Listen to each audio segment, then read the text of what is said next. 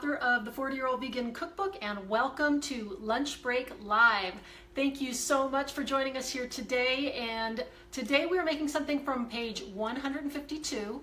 It is a creamy corn and thyme chowder, and it's really delicious. If you don't use thyme a lot, it's one of those herbs that will be so fragrant in your kitchen.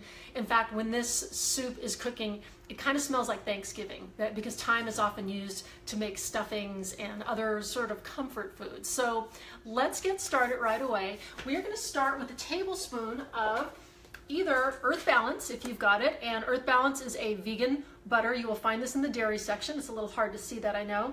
But one of the things I've discovered recently, and maybe you have too, is a vegan butter from Miyoko's Creamery. And this butter is made with coconuts. It tastes delicious. So if you get a chance to go to Miyoko's Creamery brand, check it out, or Earth Balance, also good. Either one works. I'm putting it in my pot here. I've got a little bit of olive oil in there. You don't need to use olive oil if you don't want to. Completely up to you. The olive oil can prevent the butter from burning, the vegan butter from burning. I'm also going to add 1 cup of chopped white onion, and this is going to make it very aromatic. You can hear it sizzle. I'm going to turn the heat down just a little bit. There's nothing that smells better than onion. Thanks for joining us. Justin says, go vegan. I'm with you, Justin. As the onions start to soften, I have 1 carrot that I have chopped up in a small dice. I'm going to add that. And 1 stalk of celery, also chopped in a small dice.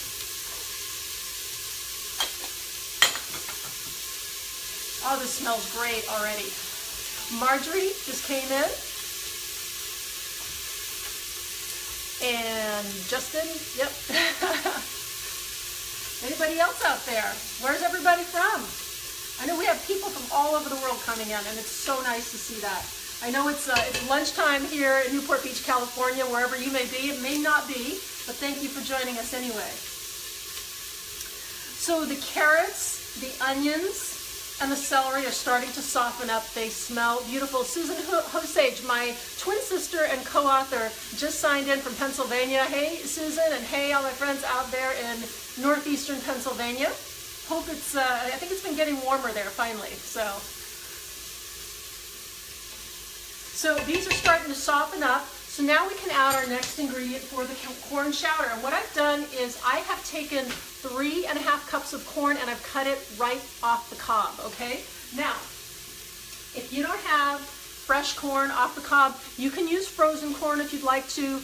I always like to use it fresh if I can. If you can get it from a local farmer's market, that's always a great way to go. So Diana says she's here from Ohio, Cleveland, Ohio. Thanks for joining us, Diana. So we're now going to add 3½ cups of fresh corn cut right off the cob. And I saved a couple extra kernels for my garnish. And we'll be talking about garnishes later. So we're going to just add this to our pot. That's a lot of corn. But it is a corn chowder, so we need that. And it's going to taste so sweet with all that corn. And it's starting to just have a wonderful fragrance with the carrots, onions. Oh, it smells amazing. And it looks beautiful. I'll show you in just a minute all these beautiful colors. You get it nice and mixed in. You can see this. See the beautiful colors, orange, yellow, green, just beautiful. Always like to incorporate as many colors as possible. So how do we get our corn chowder to be creamy? We do that in a couple of ways. The vegetables are going to help make it creamy, as you'll see in a minute, but I am also using cashew milk. 1 cup of cashew milk. You can use any brand you want, but this has a nice creamy texture. I'm also adding my garlic now. The reason I didn't add my garlic at the beginning with the onion is because I had it on a high heat, and if you use garlic on a high heat, it can burn and taste bitter. So we're just going to use the garlic now that we have a little bit of a lower heat. And keep on stirring. And now the cream, the cashew milk is starting to make it very creamy. The other thing I'm going to do is add some salt and pepper, about a teaspoon salt, and that's based according to your needs. You may want less, depending on if you use a low sodium broth or a regular broth. I used Pacific vegetable broth. You can use any kind you like, and just be cognizant of the sodium based on your dietary needs. Lots of fresh ground black pepper, and key ingredient is thyme. I'm using fresh thyme. The recipe calls for 1 teaspoon of dried thyme, but if you don't have the teaspoon of dried thyme, you can use 4 sprigs of fresh thyme. And I'm just going to pull these right off the stem and put them in the pot, just like that.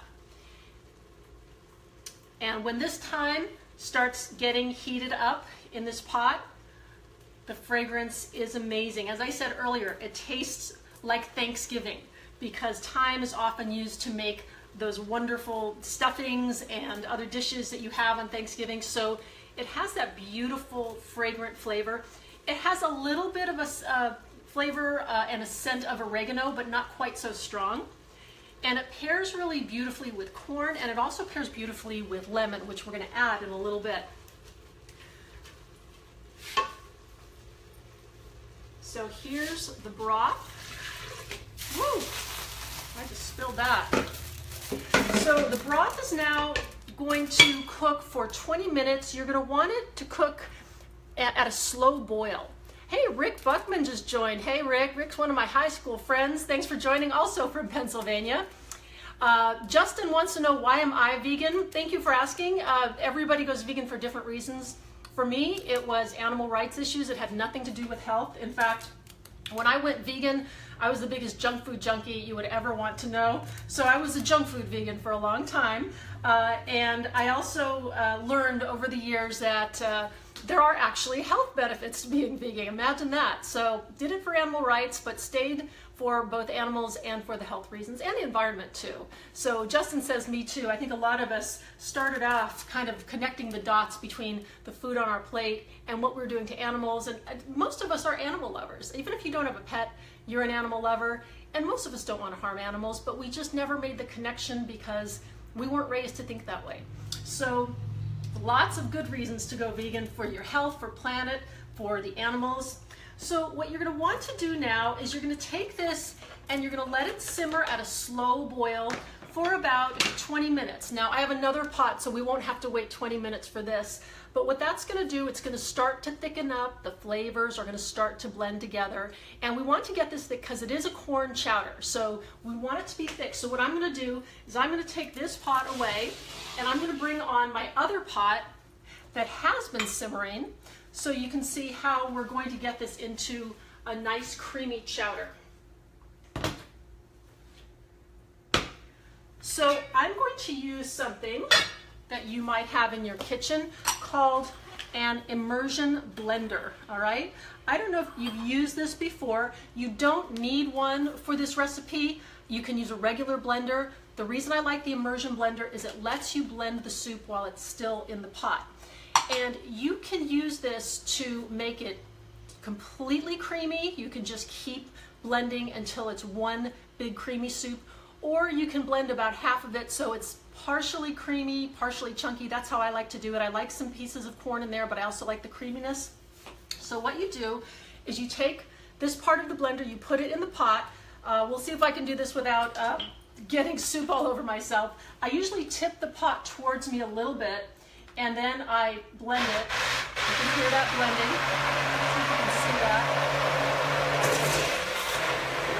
Yeah, the soup's flying. And I'm just going back and forth, and it's getting creamier.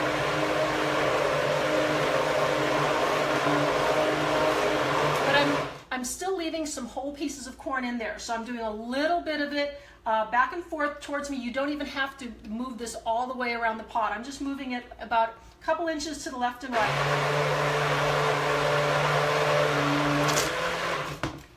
And that's it. So it went from being a brothy soup, and this comes off.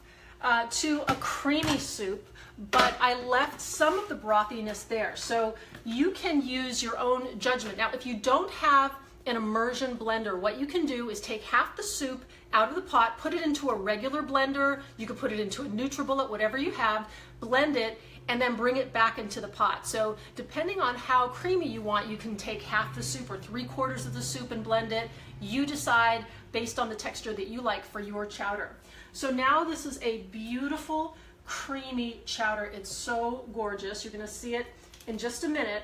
And once I've blended it, I'm gonna add one last ingredient. I'm gonna add about a tablespoon of lemon, okay? So the lemon is gonna give it just a bright flavor. It makes the corn taste better. It makes the thyme taste better. It just brightens it up a little bit. It's really delicious. So about a tablespoon of lemon, and then we're gonna stir it again. And once we stir this through and it's heated through, we're gonna be ready to plate it. And we have some great toppings for this soup that you're gonna love. So it tastes, I can already tell it tastes delicious. I could smell it. It smells buttery because of the Miyoko's creamery butter that's in there. It smells so rich, and yet it's such a low-cal dish. We only put in about a tablespoon of butter, and this is gonna serve about 6 people. So let's talk about garnishes for this. What I like to do when I garnish is use toppings that are already part of the soup. So I saved some of the corn kernels that we put into the soup as a garnish, because then when people see the soup, they kind of know what it's made of. And they see the corn on top, they'll assume it's a corn soup. The other thing I like to do, we put cashew milk in the soup. So I'm gonna put some chopped cashews on top, and you can use any chopped cashews, but I gotta tell you about this brand I just discovered. It's from Navitas. These are called Maca Maple Cashews, and they are sweet and crunchy and delicious. Maca is a superfood. It's not the same as matcha, but maca can give you energy. It gives you stamina. It boosts your libido if you're looking for that. It does have some impact on your hormones. So if you're using maca, always consult with a physician. If you're pregnant, you shouldn't use maca. Do some research if you're going to use maca.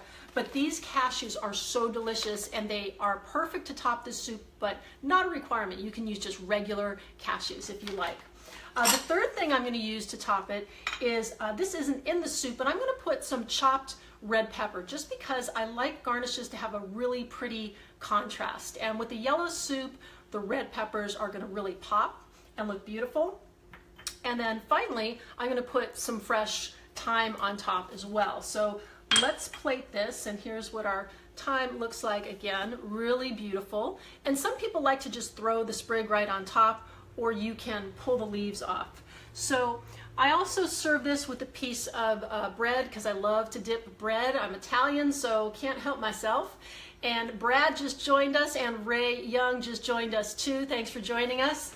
And so we're gonna plate this. I'll show you the toppings, and then we will have a taste. So here we go. Beautiful, creamy yellow. See if you can see that. It's just gorgeous, and it smells just as if you were making corn on the cob. I mean, you can smell the fresh corn. It is so creamy. And this is a dish that I always turn to if I'm invited to someone's house and I have to bring a vegan dish, but they're not vegan.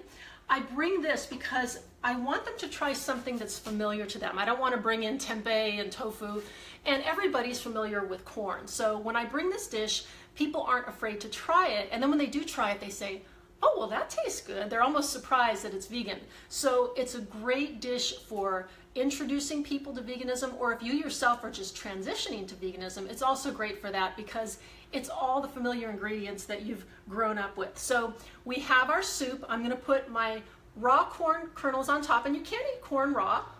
Nothing wrong with that. It gives a little crunch.